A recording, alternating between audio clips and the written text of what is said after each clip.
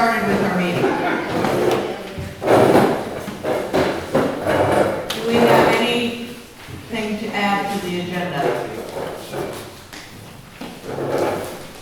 Like, We harvest and plow at the show. okay. Wheat harvest and plowing at the show. Anything else?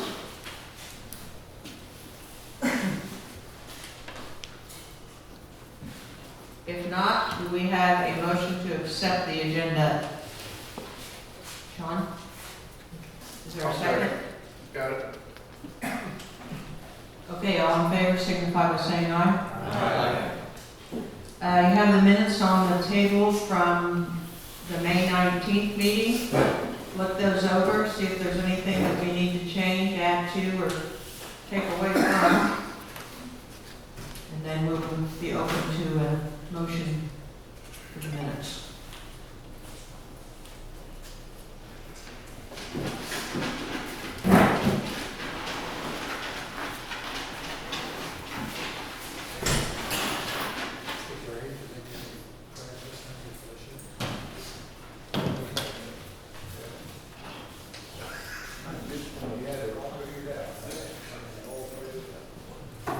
Do we have a motion to accept the minutes? Carol? John? Okay, all in favor signify by saying aye. Aye. Motion carried. Okay, treasurer's report. We have a new treasurer. Tina Sicker is taking over the treasurer's duties. She will give us a report of what we currently have. The checking account balance is $3,839.06, and the savings account balance is $24,546.65. Okay, do we have a motion to accept the treasurer's report? Tim, second? Jeff? Okay, now with Tina joining the board, we need to appoint her to the board, have a motion to put her on the board, or how do we go about making this legal? I'll make a motion. Okay, Carl makes the motion to put Tina on the board, I'll second. and there's a second for Kenny. Kenny. Okay, all in favor of Tina being on the board, signify by saying aye. Aye. Thank you. Okay, we're going to move on to our committee reports. Joe, Tom, one of you have electrical work updates? The plan is to get the cable in the trench, get that prepared to feed for Tom's cabin wrapped up, hopefully this weekend if the weather cooperates. And after that, the focus will shift to all this wonderful Starlink and internet equipment we've got Okay. installed. For those of you that maybe didn't hear him, he's going to work on getting Tom's cabin up to par here again with the underground wires, and then start working on the Starlink and the satellite stuff for internet.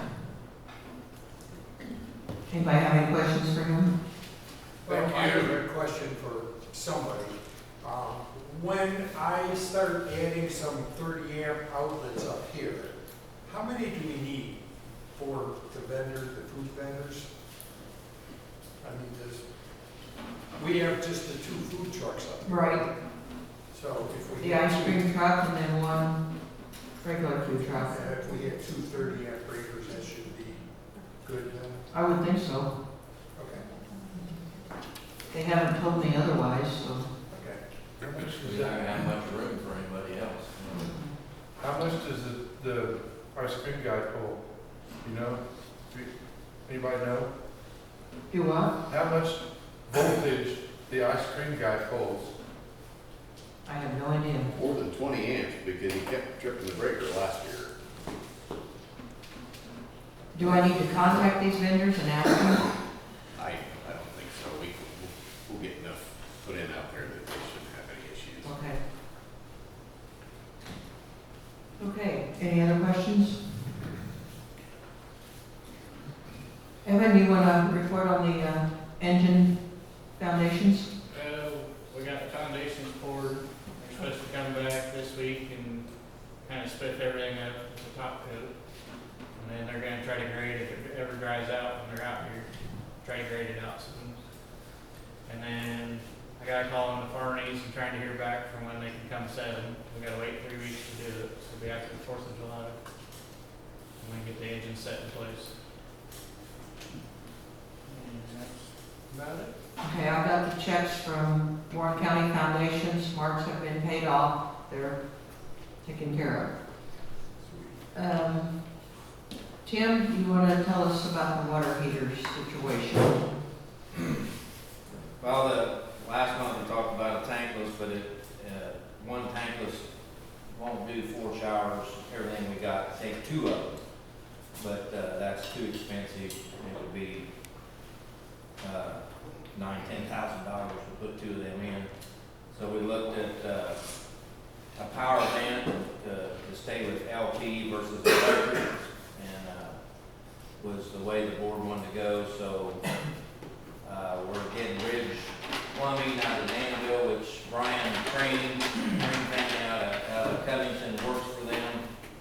And, we're gonna put a power van in, at a cost of $4,154. That's a 50-gallon power van, and the electric one that's there now will be a preheat, and it'll go into the power van, and the power van will be the main one.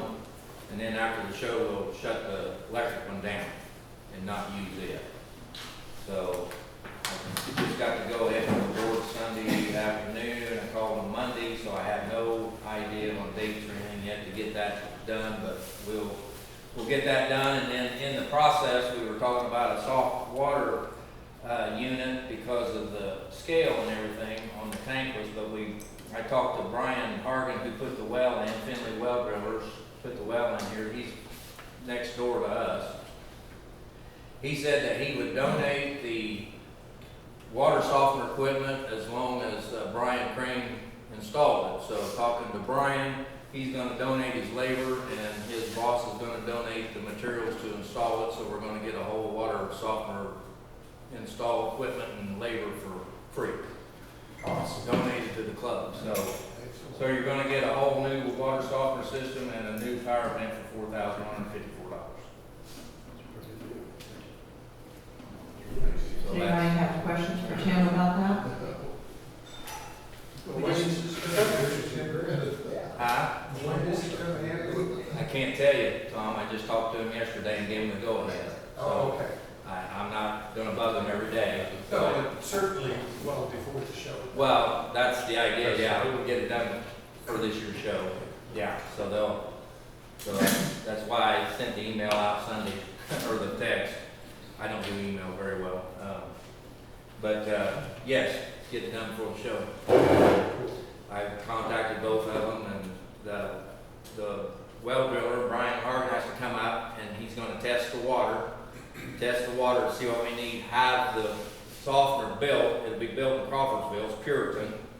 So it's built in Crawfordsville, it's all right here, not far away, and it can be repaired, repairable parts and things when need to, it comes right out of Crawfordsville. So we gotta test the water, get the unit built for that, and then, so yeah, we're kind of time crunched, but get it done before the show. So, Will that be a demand system where it's only gonna recharge when the water has been used? well, it's a 50-gallon tank, so it's just a power vent. It power vents the exhaust out. It'll go up. Softener? Huh? I think she's talking about the soft. Oh, the softener, I'm sorry. Will the softener be a demand only? Because I don't know about the new ones today, but I know the old ones used to recharge like every Saturday or. No, this one will be one that'll recharge every so many days. There'll be a brine tank, and we'll have to keep it full salt. But they make them now, and maybe. I don't know, Diane. They make them where. I don't know. It's gonna be Once free. it's needed, you said it, It's gonna be free, they're donating all this, so. right, but it takes salt. And if you're Yeah. not using water here, it's gonna be using salt. You know And what? nobody cares, that's okay. Why? It'll be using salt. It will, he said, it'll only use about a bag and a half a month, no more than we're using. Okay. So, but yeah. I just know they make them where they only charge when the water's been used. That's not what this unit is. Okay. That's not what the donated unit is. It will have a brine tank. We will have to keep salt in it. I volunteered to keep salt in it, until I'm gone in the winter time, and somebody else is gonna have to come a couple times and check on it. But during the winter, it's probably only gonna use maybe a bag a month. It holds 5 bags. So we'd be good for at least 3 months if it burns a bag and a half, so Okay. 5. So somebody's gonna have to step up in the winter time and come and check on it. Okay. But I'll bring the salt up, so. I can do that. I'm around all the time. But the donated one, Diane, to answer your question, is not an on-demand Okay. system. Thank you. Yep. Okay, well, we have Tim here. Tim is now taking over the camping, and he wants to talk about that. Well, yeah, that just happened last week, so this is all new, so we'll stumble through it this year, that's all I can say, so just be patient with me. If you're camping and I haven't talked to you tonight, please see me tonight so that we can figure it out, who's doing what. I know a lot of them, but if you're here and you're gonna camp, come see me tonight, and then, the week of, I'll have a map, we'll have it all laid out, and then Clayton will be here all week, and I'm gonna be here all week unless I'm home trying to get equipment up here. And then, between Clayton and I, we'll know where everybody's going. He'll have a map and I'll have a map, so between the two of us, so. But if you're here tonight and you're camping, come see me, please. Any questions for Tim? Jeff, did you have anything to say about the tractor pull stuff tonight? I'll be up in the next couple weeks to get the initial prep done, and then I'll come in the Thursday before the show and do the final track prep and everything. I'm trying to there's a 4-H club out of Lafayette area that does pulling, so we're trying to get them to come in on Sunday for something just slightly different. But I'm still trying to get hold. They've got my phone number. That's about as far as this went. All right. Yes, sir. Where exactly are we doing this? Right over here. Okay. Okay, over there towards the big fan, that little silver building. Move that gravel, gonna move, and the grid's gonna be. Okay. I just wanted to have kind of an idea of what to expect when I'm mowing, where I'm mowing. Well, over here, just mow it nice and shallow for me. At least a nice little patch. Okay, cool. Thank Scalp you. it. Okay, we're gonna move on to the new business. I have all the buntings and red, white, and blue flag stuff over there in the box that we received from Warren County Foundation. Hoping to get those up within the next week or so, because if we need more, she said let her know, and she will order whatever we need. So, we want to take care of that. Tina and I are going to meet out here Thursday morning with the credit card representative to get all of that set up, so that we know how to take care of those little machines and get everything entered in them to make direct deposits to the bank. So the Starlink stuff is here. Joe said they'd work on that whenever we get Tom's cabin done and get that set up. We still do not have anyone to park cars on Sunday. I talked to the board about, we had some community service workers out here that did some cleanup, and they would be willing to come out and help. So we could have them park cars on Sunday if you want to go that route. Otherwise, I don't know who's going to do it, because we have had no volunteers, and the group that's doing it on Friday and Saturday can't do Sunday. So if that is all right with everyone, I will contact the warrant officer and have her get us 3 guys signed up to take care of that. Hey Kathy, Yes. when those guys were here working, nobody expected them to get all the way done. with what they were gonna have moved, and they did that and then some. So they're good workers, they're just got in a bit of trouble and need help. They made a mistake, they're trying to correct a wrong to a right, and they're working on it. Bunch of great guys. And, we moved all the piles of bricks that were on the north side of the shed. They're on pallets on the north side of the roofing shed now. And all those concrete blocks and everything that was laying out there, the wood pile that was out there was all over in the wood box. And it's all been cleaned up. And they did that in a matter of about 2.5 hours. They did not waste time. They were busting it. Yeah. So I'll contact her. Okay, we need volunteers for the Covington 4th of July celebration. I have a sign-up sheet here. It will be every evening from about 5 to 9, 9:30-ish, that we need to be there. I have the sign, and we'll need a tent, I guess. I've got one of them that we can bring, So when do you want to set up? probably Monday, Is that the 29th. Okay. Mhm. And what time or whatever? I don't know if we're there by 4 o'clock or something, that'll be good. It won't take us that long to set up. We'll have to figure out what they want us, I guess. By the tractors is all I know, that's what he told me, so I'll give him a call again and make sure. Will we need to take that down each night? Yes, it has to be taken down each night because we won't be in a building. We'll have to take it down to the ground in case there's wind, that it doesn't blow away, because typically they find canopies over in the next field. So we don't want that. That's the only disadvantage to doing this, is that we have to provide our own roof. Although last year at Warren County, the roof got removed anyway, so it didn't matter.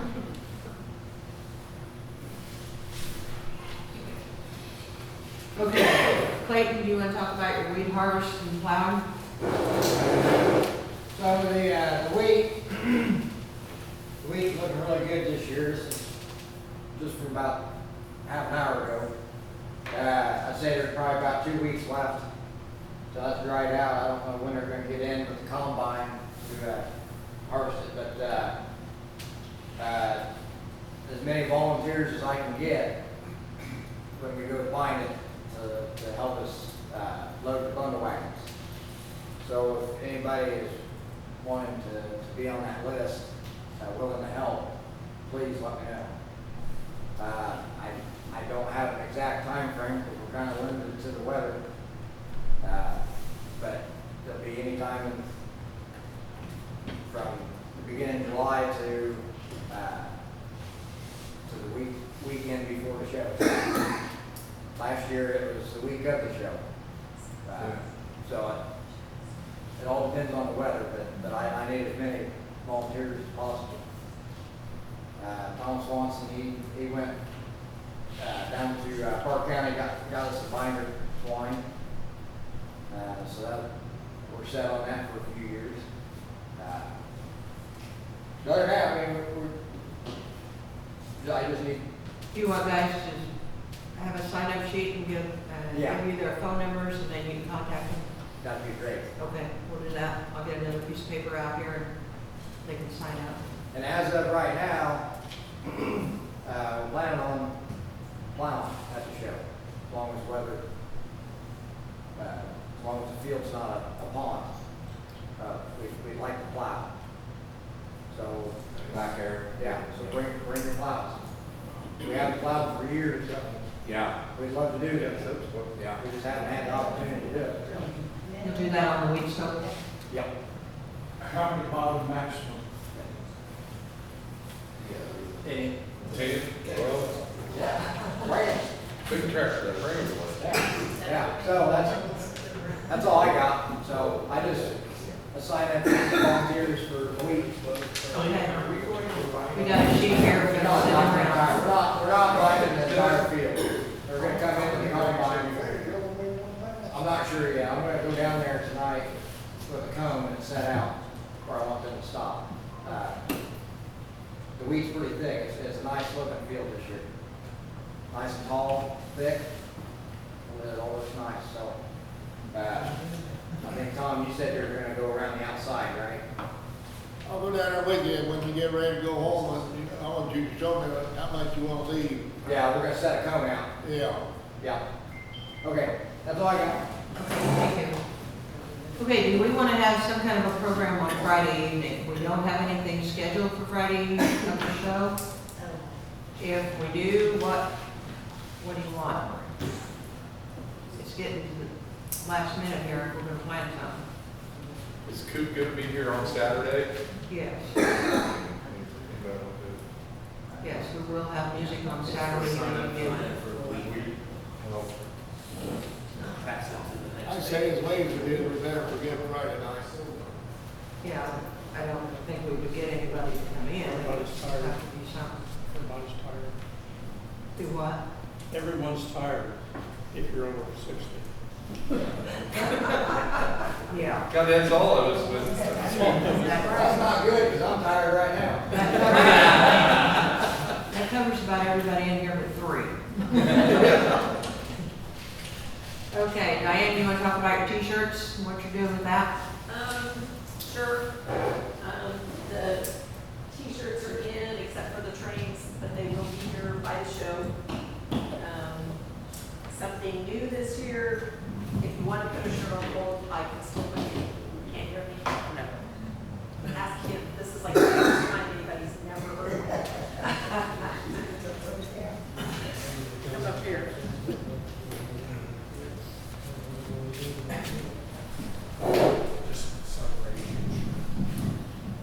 Custom Tees touched base with me last year about putting our t-shirts for sale online. And so I made the executive decision to, there we go, to try that this year. So it's just a form that you will be able to go online and order a hoodie or a sweatshirt or a long sleeve tee along with our regular ones. So it's based on, what we've decided with each of the groups, so the design will be the same, that you will have more choices in your apparel. So this year we set it up so online sales will end on July 26th, which is the Sunday after the show. So you have a week from the end of the show to go online and order a shirt, pay with a credit card, debit card, whatever, I don't know.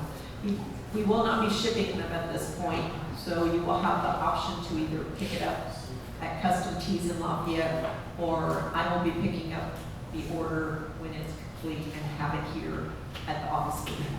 So, questions, suggestions? Do you go on Custom Tees it website? says order by gear, but I have a QR code, and there's also a number here, so if anybody wants to take a picture of this, I will plan to have this information during the show for anybody that wants a shirt that if we're out of them or don't have them, they'll have 1 week to get it ordered and have it available by August. So, you can take a picture of this that has the web page. It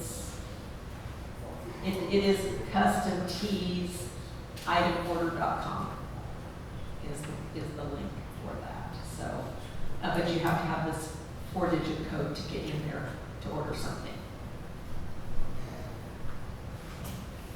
Any other questions? We'll talk about it in August. Thank you, Diane. Ted, you want to talk about your metal work?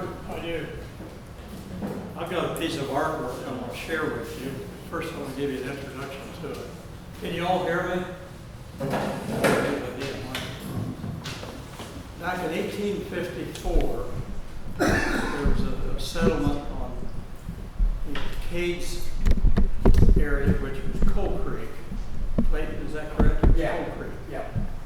And there was a covered bridge that was built in 1854. And more recently, the Fountain County Historical Group decided to restore that bridge. there's a lot of history prior to this, but I don't want to take all the time for that. So, they gathered money. In fact, Carol and I made more than one donation. We made a donation in your dad's name because Terry had built a model of the bridge. And I guess it's really unique. So after the donations and the job was pretty well complete, I got a call from the foundation, historical group, and they said, would you like to have wrought iron that came out of that old mill, or that old bridge? Well, of course, being a blacksmith. Now, when I say wrought iron, a lot of you are probably thinking about the ornamental iron you see on porches, and that's incorrect. We have steel and we have wrought iron. Steel is made up of a microcrystalline structure like sandstone. Wrought iron, on the other hand, is made up of fibers, just like you'd grab that sheaf of wheat or sheaf of grass or hair. It's made up of fibers. So when it ages, the steel, you'll see pits. But with wrought iron, you'll see striations, and that's the fibers. So I've distributed some of the wrought iron to some blacksmiths throughout the state with the instruction that you make something for the Fountain County group that they can sell or display or whatever. I was having a tough time because I gave these samples out and no one yet has come back with anything. So I woke up at 3 o'clock one morning, and that's not unusual. And I thought, oh my God, what are we going to do with this? And then I thought, 250th anniversary. Why don't we make a flag? Well, making a flag out of wrought iron, the flag is flat. The wrought iron is 1.5 inches in diameter. And to do that, if it were steel, we could work it at 1,700 in that area, 2,000. But with wrought iron, because of those fibers, we have to work it at around 3,000. Much, much higher. I thought, God, I love working wrought iron, but I just don't think I can do this justice. So I called a friend of mine who's a fantastic metal artist, wood artist, you name it. He's done incredible things. He's demoed it, when we used to have our meetings at my shop, he demoed there. One of the major things he made is called a vulture anvil, an anvil vulture. And he builds this vulture sitting on an anvil. It's the coolest thing. Ugly, really ugly, but it's cool. So I called this fellow, his name is Tom Willoughby. He's in Crown Point. And I explained to him what I wanted to do, and he was all over it. He was just all over it. I made me so happy. So he has a friend down around Bedford. He's a criminal court judge, of all things, and he loves to work with Tom Willoughby. So he drives from Bedford to Crown Point about once a month, spends 3 or 4 days with Tom fiddling around.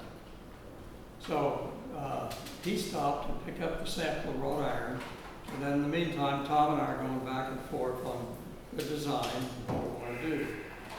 And then Carol and I drove to Crown Point and picked up the product. There it is. It's absolutely beautiful in terms of Hey, Ted, move over just a touch. the thing. Oh, I'm sorry. The thing about wrought iron too is that if you put it in acid and you etch it, it shows those fibers. Those fibers make it look like wood. And one of my favorite things to make is a cross. And when I etch the cross, it looks like now it's a wooden cross. It's really neat. But the flagpole is wrought iron, and the flag is wrought iron. There's over 30 hours in this. He made a special stamp to do the stars, 50 stars, and then each stripe, he did what we call fullering. And he fullered the stripes, and if you'll notice, every other stripe is shiny. Well, he coated the shiny ones with nail polish when he etched the flag. This guy's incredible. And then he made a fuller to give it this wind whip look. And down below, there's a pile of rocks. And I talked to him one day and he said, oh, I'm spending the whole day making rocks. Well, I didn't figure that had anything to do with this, but now I see it. Tom, I tell you, Tom just put so much stuff into it. So this is the metal from the 1854 bridge at Cades Mill. And it's been restored, it's open. Now, let's go back 100 more years to 1754. You remember the name Ben Franklin? Ben Franklin was the guy who supposedly put out the first political cartoon. The cartoon is a snake in 8 sections. And he put this cartoon out, snake cut up, and it was essentially come together or die. And what he's referring to was the French-Indian War with the settlers. If the 8 colonies didn't come together, we were going to lose. And his cartoon brought them together. So God bless Tom. He put 8 sections of a snake down here at the bottom. Here's the head over here. I don't know how he thought to do that. And I looked at that, I thought, there's a lot of similarity to today's situation. There's a lot of similarity. If we don't come together, we may lose our country. And I'll talk more about that person if anybody wants to. And then we have the 250 years down here. You like it? Yes, sure. Something to add about the bridge. What did you say? There's a couple things to add about the bridge. One, that metal is from the rods that held the bridge together. Yeah. That's what sandwiched the beams. The bridge is the oldest bridge in Indiana, covered bridge in Indiana. It's in its original spot. It's also the longest single span covered bridge in Indiana. So it's Oh, I didn't know that. It's the longest. got a lot of things going for it. Yeah. The nice thing about us, the locksmiths, that metal's been under roof essentially from 1854 up. And it's etched, and you can tell it's wrought iron. I really should have brought a piece of the wrought iron so you can see it. So here's the T-shirt for the blacksmiths. What are you gonna do with your metal art? What do you plan to do with the metal art? The other piece. What about it? What are you gonna do with it? Well, Kathy, that's up in the air. When we picked it up, Tom said, Ted, I made this for you. We may display it at the 4th of July Works in Covington. I don't know yet. And it may go on display for a little while at Carol Freeze Antique Shop. I have a thorn in my side regarding donations to museums because I've witnessed too many times what sometimes happens, not good things. So, for the most part, this is going to sit on wherever Carol wants it. Now we know. And when we die, we may put something on the bottom. And by the way, the bottom, Tom put created by Ted Stout, Tom Wilby, Cody Statton, and Bob Klein. Bob Klein is the criminal court judge. So I hope you enjoy it. Turn it Thank around, you. turn it around so we can see the front. Oh, wow. And if you look close, then in the light's right, there is some iridescent red in the shining. He tried to get some red, but it didn't succeed very well. But what a tribute. Yeah. Turn it so the girls can see it. Turn it so the girls can see it. Yeah. That's it. There you go. He's nice. It's heavy. It just boggles my mind that that came out of a piece of and 1.5 by, it's either 4 or 5 inch. I give you this one. You have any questions for Ted? No, we're gonna move on here. Thank you. Thank you. Don't forget about silent auction items. We made things Saturday. Okay, yeah, I started gathering some things, so I hope the rest of you are too, so that we can have more things here than we did last year. Do you have any place where you're accumulating these things? Well, right now it's on my steps.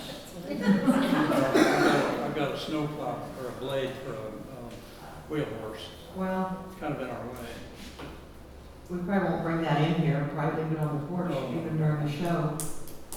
Where do you set this thing up at? Right here. On the porch? No, inside. Right here where we're stuck. Well, yeah, because we gotta lock it up at night, we don't want all these tools and everything left out. Yeah, you want that on the porch. So, yeah, we can leave that on the porch, but the rest of them will be inside here where it's locked.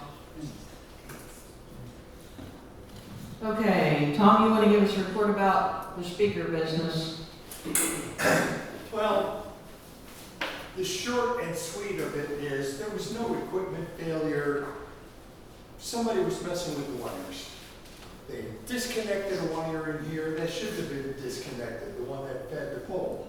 And down at the pole, we have 3 wires run down there, and somebody disconnected the one that runs the speakers and hooked a different one up, a dead line.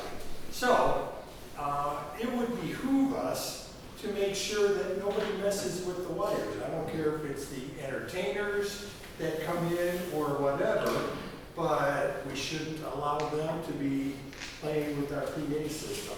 So anyway, it's all working out. It was just a matter of reconnecting wires, shuffling wires around back to where they should have been. And I will just be finishing up. I haven't done the splices yet, but I'll be putting good splices on there. And then I'll put the protection back around it when I'm done. Okay. Well, I'm glad it was no more than that. Yeah. Okay, if you have ad sheets that you need to turn in tonight, I will take those and get them to Deb. She couldn't be here tonight, so you can get those to me. Do we have any other suggestions for future meetings for some added entertainment or information? I haven't confirmed this yet, but we're working on Jeff, and I can't pronounce his last name. Let's see here. Bizarre. Okay. Not like it looks. Okay. He is Warren Fountain County historian to do a program next year sometime for the 200th anniversary of Warren County. Cleanup day here in the hall will be Thursday, June 25th, start about 9 o'clock. Grounds cleanup for the show will be July 11th, starting around 9. And Kenny, you got something else you want to say about that? Yeah, there's a small chance I might not be able to help with that, because I'm having some stuff done medically that week. Right now, the Skag mower is out of commission. Brian and I are going to get together sometime this next week and look at it, because the PTO switch quit working. And taking the switch off and testing everything, to me, the switch test that it's working. So I got to looking in the connection block where all the wires come together and connect onto the PTO switch. There's melted in there, and I think that's where. Is that right? The air gap doesn't stay right, it's 12 more amperes. I ran through that with mine, put a new switch on it. Yeah, so if it's gonna cost several $100s to fix, the club's not gonna fix the scat mower. That was the deal when we got the motor.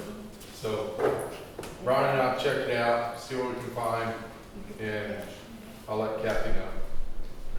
Okay. Thank you, Kenny. Or, Do we have anything else that we need to discuss here tonight? I've got sign-up sheets here for gate workers, east and west gates. We need to pass them around. We have a sign-up sheet for Covington's 4th of July week. Tom took care of ordering the porta potties for the show. Anything else that we need to? Do we have garbage? Yes, I have contacted them as well and told them to be sure and have a bigger truck this year or something to put garbage in, because last year was totally inadequate.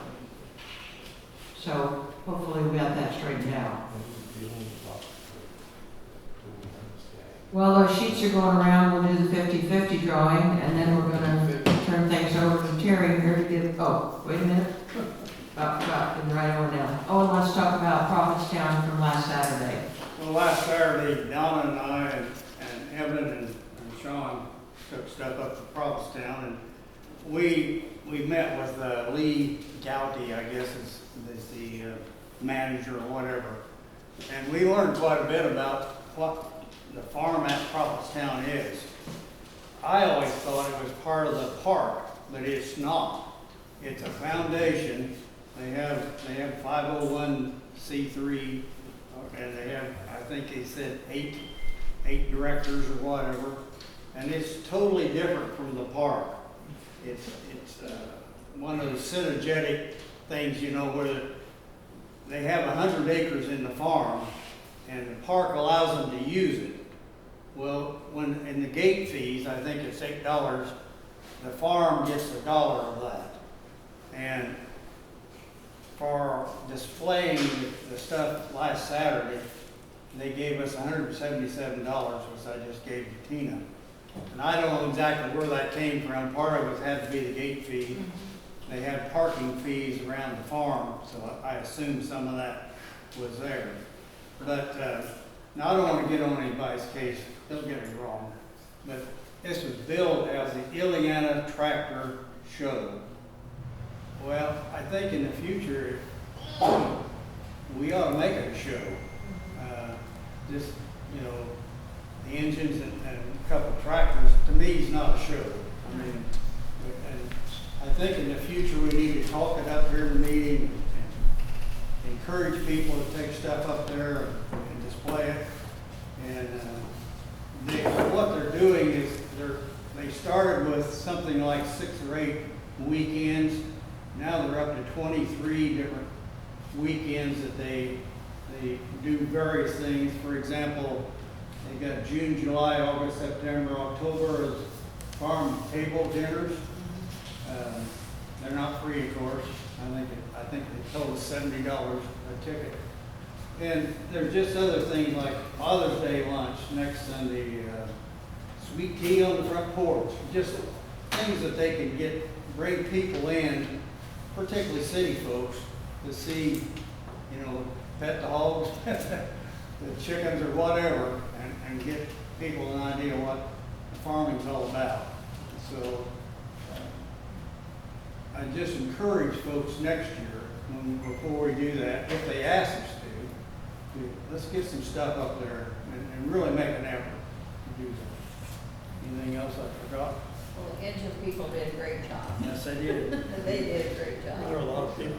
And a lot of people told us they came. You know how we like to talk, or I do particularly. We went around and Sean passed out flyers for a show, and it's great advertisement for our show. And we had our sign there, and we had flyers on the sign. Yeah, last year we took the quilt over, but I couldn't go this year, so. Well, the director said he estimated about 400 people. So, I mean, it didn't really look like it. They were scattered all over. And he was just guessing 100 and some odd cars went through, came into the farm area. He was figuring 2 or 3 people per car. So, for One day. yeah, that is kind of a distraction. It's a lot of work having to take stuff up there for one day. From my house, it's 50 miles. So, you know, but I think it's a worthwhile thing, and I think if the club's gonna do it, we need to really do it. Well, we put it on the agenda for every meeting this year, and, you know. Well, I think maybe we need to talk it up, you know, hey, can you bring some tractors up or whatever, or bring some more engines up, whatever the situation is. because it's, I think it's well worth it. Sean or Evan, do you guys have anything to say about that? The only thing I suggested to her was the weekend before they do Family Day, which is a big kid, there's a lot of kids and involvement going on. I talked to her about possibly trying to join those in the same thing. She said they do have live music and they're worried about the noise, but even if we maybe had to have a little bit of a quiet time or something. Yeah, the week before, they do have a family day. So demonstration, music, games, food, plenty of animals and so forth. Sean and I have done it the last 3 years, I think it was, and this year was kind of slow, there wasn't as much stuff there, they got brought in. But it needs to get better to make it worth doing, I'd say. They have a lot of things for kids to do. You know, they were playing croquet, badminton, and different things that, They said there were 400 people coming Yeah. to the gate. Well, that's just what I wanted to emphasize. It's not actually a state park. Found the farm profits down, foundation. is its own entity. Is this something that we could be emailed or text message? Oh, I think it was put in the last newsletter. I think I have it in that. Well, I think what you find out at any organization is you just say volunteer, people won't do it. No. You really have to talk to people and convince them that's what it It's is. getting You worse. send out all those things, but they don't read them. Yeah, so in the future, let's make a better effort trying to get folks up to that. Hey, we'll put you on that advertising committee. Maybe we need to get on the phone and call some people that don't come regularly. It was a beautiful day, sunny, cool, it was a beautiful day. Yeah, it was. I guess that's Miss Beals. Okay, thank you. Anybody else have anything? Jim? My nephew and my great nephew that won an engine out here 3 years ago, have donated that engine back to the club. Oh, okay. I have it at the house, but I got around and that I would have brought it with me tonight, but it's been donated back to the club to raffle off again. Okay, we have one for this year. We can do it for next year. We'll put it on for next year then. Yeah. You know, we can hang on to it for the next year. That's not a big deal. Okay, thank you. It's appreciated. Yeah. Donna, you want to say something? Well, about the desserts, we need everybody to bring 4 Everybody desserts. needs to bring 4 pies, 4 desserts for the show. And we will get that sent out, Facebook, emails, whatever. Let And do you everybody have know. a sign-up sheet? You said you're gonna bring something for workers. Carol said she would help with pies. And have you talked to Jane Sims? I tried to reach her and I haven't reached her. We Well, haven't connected yet. But I we did need too, people but I didn't reach them. to take turns for a couple hours maybe, or like you do at the gate. Yeah, I mean, of the people here tonight, I don't think there's anybody that's gonna be Free. working pies, no. Some of us, you don't want to work hard. No, It may not be there to the table. Okay, do we have anything else? You got your tickets ready? We'll have a 50-50 drawing. Last 4 numbers are 4, 5, 8. The last 3 numbers, not 4. Oh, 7, 4, 5, 8? 7, 4, 5, 8, is that you, Jeff? Okay. There you go, Jeff Sherwood. Just keep it. Just keep it. How about you, John? Okay, do we have a motion for adjournment? Clayton? Second? Tom? Okay, all in favor of saying aye to adjourn? Aye. Okay, next meeting, August 18th, that will be election of board members. Now we're going to turn it over to Terry Warville from Warren County Historical Society. Thank you, Beth. I'm going to talk a little bit about different topics concerning Warren County history. Hopefully I don't bore you too much. You want to use this? Yeah. All right. Okay, about glaciers. Before the glaciers arrived in Warren Township looked a lot like Brown County does today. The hills of Warren Township stood about 350 feet above the Taze River Valley, which was located north of the township. Streams flowed toward the Taze, the largest river on the continent. The Wabash River hadn't existed yet. The Taze River began in western North Carolina and flowed northeast to Indiana, then west to where the Mississippi, which was a mere tributary, then joined it to flow to the Gulf of Mexico. And glaciers drastically changed the landscape by destroying ridges, filling existing valleys, and creating new ones. It is believed there were at least 3 major periods of glaciations. As each ice sheet melted, it left boulders, gravel, silt, and clay. By the beginning of the last glacier period, the Taze River and valley had become mostly filled with this outwash. The pores between the sand and gravel allowed large volumes of water to flow. This is what is commonly referred to as the area's underground river. I don't know if you've heard about it. I think a lot of Lafayette water comes out of the Taze River. The Wabash River had been formed by this time and was filled with outwash. It consisted of a wide series of small shifting channels with numerous islands. The river was about 100 feet above its present level. In Jasper and White counties, a great lake formed under the ice. And when the lake eventually broke through the ice, the weight of the glacier on top of the lake pushed the water out in great torrents. The floodwaters were between 50 and 75 feet deep and 1.5 miles wide. Subsequent flooding and erosion lowered the river to its current level. Native Americans. The first inhabitants of the area may have been the mound builders, and they are considered a separate race from the Native Americans. When settlers questioned the natives about the mounds, they didn't know anything about them. In Warren County, there were 3 types of mounds: sepulchral, sacrificial, and memorial. Crumbling skeletons, trinkets, or ornaments were found in the sepulchral mounds. Sacrificial mounds contained baked clay altars upon which there were ashes, charcoal, and often burnt fragments of human bones. Memorial mounds contained nothing and were thought to have just been constructed to commemorate an important event. The landscape was very different when the Native Americans were living here. They used fire in a number of ways. They used targeted burning to increase nut crops. As a result, we have a lot of oak, and we did have chestnut trees in the area. Low-density fires were used to remove dead plants and allow sunlight to reach new shoots to promote regrowth of useful plants and created habitat favored by important game species. Fires created nutrient-rich forage which attracted the elk, the deer, and the bison.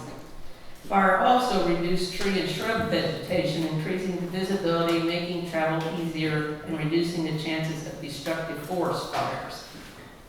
Some areas were burned every 1 to 3 years, which prevented trees and shrubs from establishing, maintaining open prairie habitats, and increased visibility and easy travel.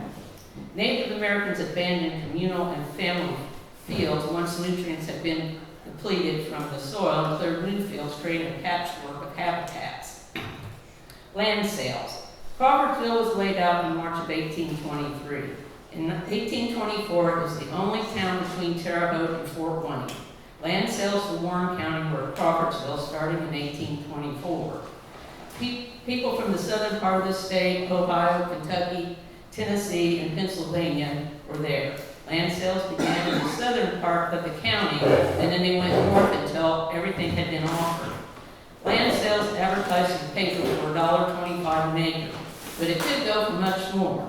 Land by a road, stream, or prairie could go as much as $5 to $20 an acre, especially if the prairie was next to woods or firewood. If the prairie was too big and there wasn't any woods nearby, no one would even touch it, even if it was good soil. Some bought for an investment, but they didn't want to settle there. Warren County was created in March of 1827. In November, the county was divided into 4 townships. And I've got a paper here you can look at later, and it shows what the townships were. And Prairie and Kent townships were the last townships were created in 1864. Okay, here's some tales of the pioneers. The prairie stretched northward to Lake Michigan without a stick of timber visible. At first, Benjamin McGee's father could see a deer a mile away through the dense forest. But 10 years later, briars, vines, and brush had sprung up everywhere in such an abundance and a profusion that was very difficult in many places and impossible to ride through them. The Grand Prairie was covered by a vast sea of grass, furnishing materials each fall for huge fires. The fires had kept the brambles of brush down in the forest. The headwaters of the Little Pine Creek consisted of a vast area of water and grass growing 2 to 10 feet tall. In 1858, Mr. McGee stated there were 6 beaver dams within a mile of his house. He also remembered riding across the township with his horse's feet in water, and the entire time, and much of the time, the water was up to the horse's knees. The sloughs were a hindrance to farmers. The water prevented them from planting crops, and they attracted birds to the crops that were planted. The birds could eat up to 30 to 40 bushels of corn overnight.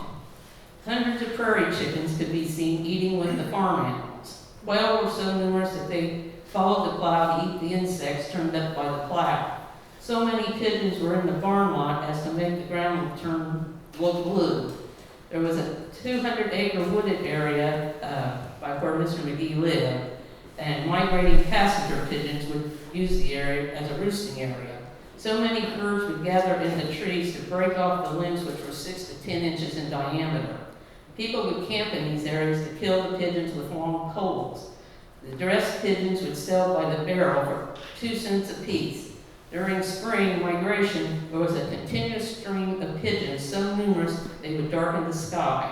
The pigeons could be seen from 10 o'clock until nearly noon for 3 days in a row. The last spring migration Mr. McGee witnessed was around 1860.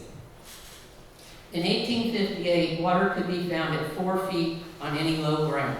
After the slough grass had been killed, it took 10 feet to find water. When ponds were drained, water was found at 20 feet. With the advent of drainage ditches, wells had to be bored in order to find water. Located in northeast corner of Warren County is an area known as Cranberry Marsh and Pine Grove, and it originally covered 1,000 acres. Ann Wilson Barnett remembers the winter of 1827-1828 as the wettest and rainiest she had ever saw. On February 27th, the Wabash was flooded and it snowed 8 inches that night. They had to move to a 3-sided camp on Pine Creek the next day. The boat they used to cross had no railing, and all the livestock jumped off and swam back. It took them all day to get across, and some of the livestock drowned. They made their beds in the snow and slept on the banks of Pine Creek while the river and the creek rose over the bottomland and froze. They had left their livestock on a half-acre island. All the next day they tried to get them off, but they had to go on and leave them when it started getting dark. Later they came upon 75 Native Americans camped on Fall Creek making sugar. Their horses were frightened by the campfires and escaped the harness. It took them 2 hours to retrieve them.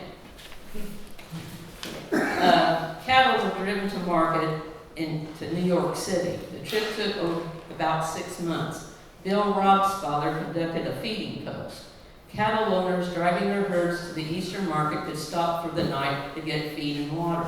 These feeding posts were about 8 miles apart, which was about all the distance that could be covered in a day.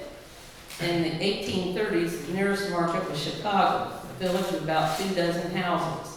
In 1838 and 1839, a farmer drove his hogs to Eugene, packed the beef and pork, built a flatboat, and floated to New Orleans. He returned in 6 weeks. He made the trips many times, and it took him from 3 to 4 months.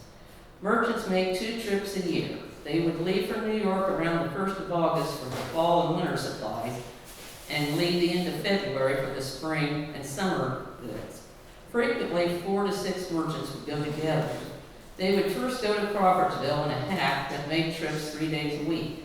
They would then proceed to Cincinnati, Ohio by stagecoach, then by boat. Sometimes they would travel on the railroad.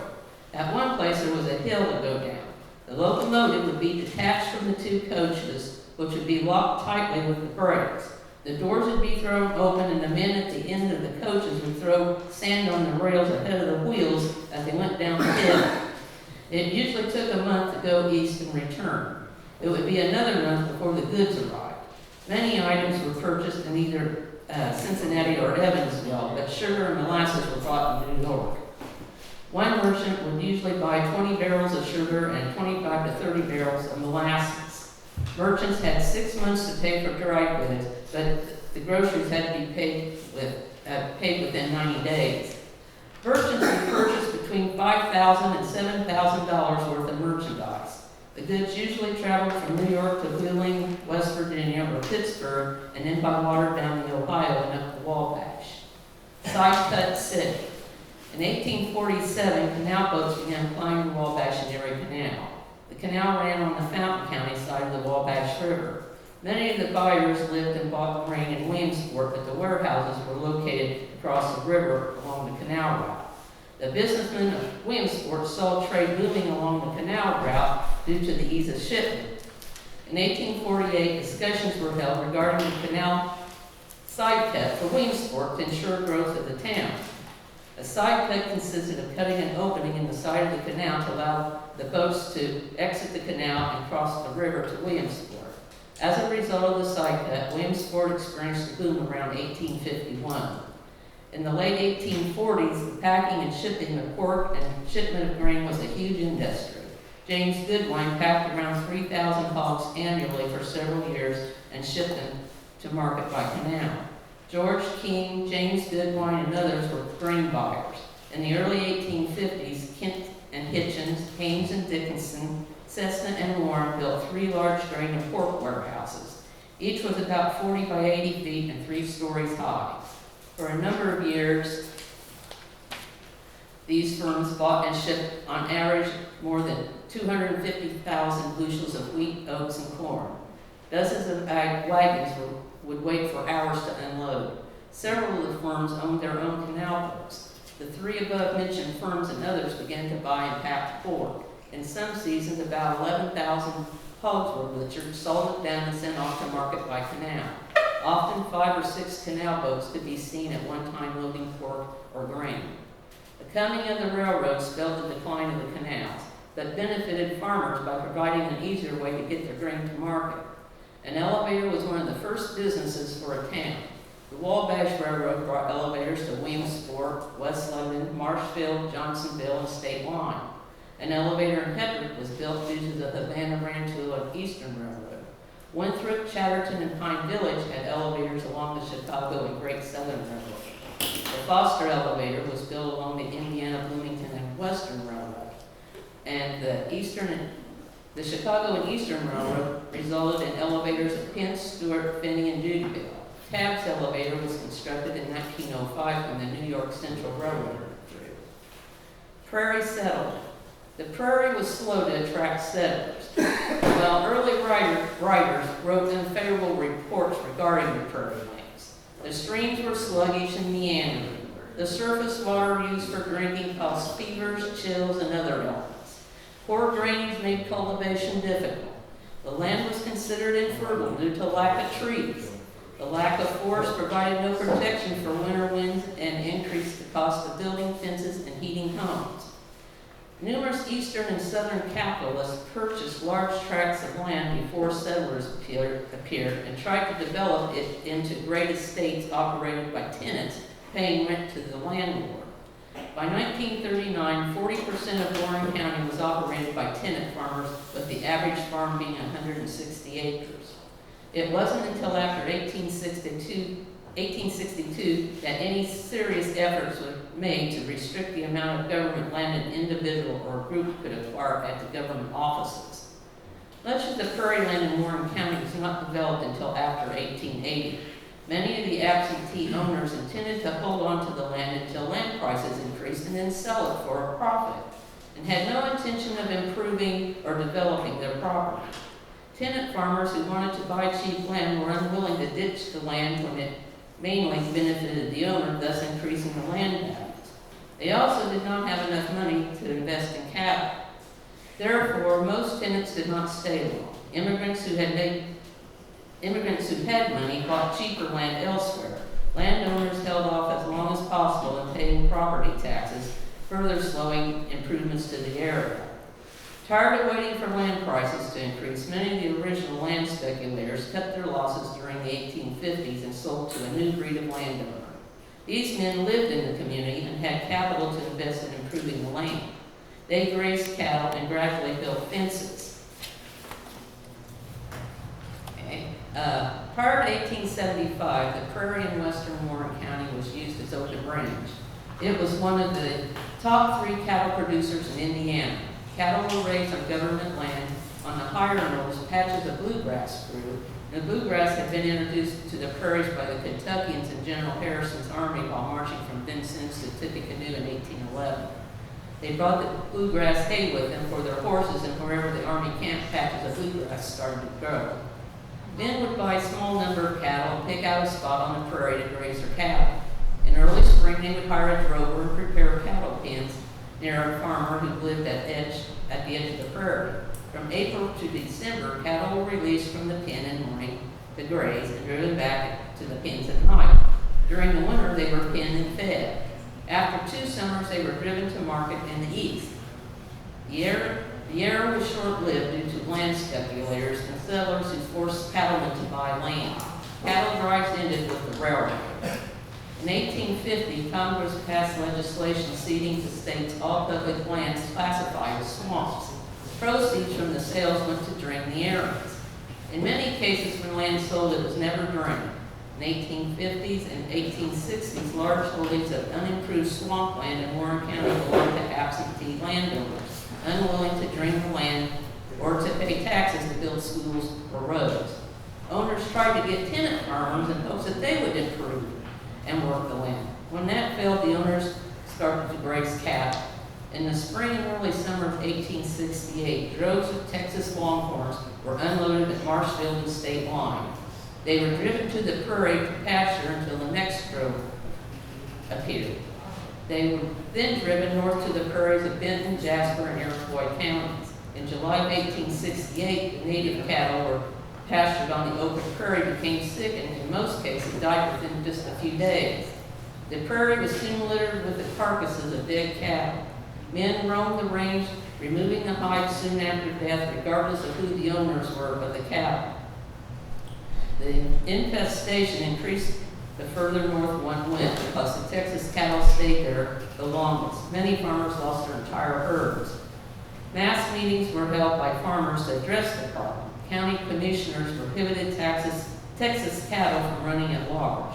The state later enacted laws regarding the pasturing of and loading of Texas cattle only at designated points and only at certain times of the year. A good deal of farming was conducted on the prairie, but the greatest percentage of it was devoted to pasture and hay. At one time, the Goodwine estate contained a pasture of 1,400 acres. The cattle needed grain part of the year, so corn started to be grown. Increasing taxes and land values forced the landowners to use the land more productively by farming. With the advent of draining, things began to change. The first drainage ditches were deep furrows made with 30-inch ditching plows, usually plowed out by specialists who contracted their work. At times, 15 yoke of oxen were needed to pull the plows. William Ferguson claims to have put in the first tiling on the prairie in 1874. Pasture lands became tillable and immense corn crops were raised. The large expanses of pasture land began to be cut up into fields. The large estates were gradually broken into small tenant farms and crop sharing was introduced. The largest pasture in 1902 did not exceed 400 acres. The next generation of these landowners moved away and were concerned with profits and taking care of the land. As a result, yields decreased until the introduction of fertilizer. Martin's Hardware of Kent began selling farm equipment. He started interest in soybeans in the area in the late 1920s to promote the use of combines to harvest the soybeans. And then he began selling soybean seeds in 1936. And the beginnings of the Farm Bureau, during World War I, Americans were asked to conserve on food so it could be sent overseas to feed the troops. Farmers were asked to do their part by producing as much as possible. Plows, discs, harrows, planters, and seeders were horse-drawn, and farm hands were needed to drive the teams of horses. Combines and corn pickers had yet to be invented, so a large portion of the harvesting was done by hand. As the war progressed, there developed a shortage of farm labor. During the third wave of the draft, all young farmers who returned their questionnaire and passed the physical were drafted into the service. There were few exemptions from the draft for farm laborers. Many young men who ran specialized machinery were exempted from the draft because the government felt that they were needed in order to keep the factories operating. Farmers felt this was unfair, as they needed help on the farm in planting and harvesting crops. There was also a law pending to raise the draft age to 45. Farmers were worried they wouldn't have enough labor to put in the 1919 crop. It was suggested farmers have an organization with a name they could use to back up the demands. It was felt the reason farmers pleased to exempt farm boys from the draft were being ignored because it was due to the fact that it was individuals making the request to the exemption board. And if the farmers were to organize into a large enough group, maybe the government would start listening to them. Then the REMC beginnings, by the 1930s, electricity was commonplace in cities but largely unavailable in rural areas. Only 10% of the farms in the United States had electricity. Investor-owned utilities believed providing power to sparsely populated rural areas would not be economically feasible. Due to the Depression, many farmers questioned the necessity for electricity. They didn't need another bill to pay. This played into the electrical company's fears of not securing enough customers to recoup the cost of running lines into sparsely populated areas. In 1933, a farmers group traveling through Norway and Sweden learned that 65% of the rural area had electricity through a group of electrical cooperatives that received government financing through low-interest, long-term loans. So that's the idea of REMC. Okay, Collier's Island. This is in the Wabash, up there by Blackrock. This is a 25-acre island. It's mostly tillable, but also contained timber. It had been farmed almost every season since the area was settled by pioneers. The first man who took possession and was armed to defend it was the one who got the farm it that year. There are many stories about the conflicts that took place. Ernie Haviland purchased the island in 1943. He farmed 12 1/2 acres of the island. In the 7 years he had farmed the island, he had never lost a crop. When high water prevented him from planting corn until July, he didn't worry because the high humidity pushed the short-term hybrid corn to mature faster. He never used fertilizer. The thick growth of trees growing around the edge of the island slowed the flood waters enough to drop nearly an inch of rich topsoil on the island. To transport his equipment to and from the island, Ernie built a barge landing at Blackrock. A Model A Ford motor mounted amidship powered a homemade boat that pushed the barge back and forth to the downstream end of the island, nearly a mile in distance.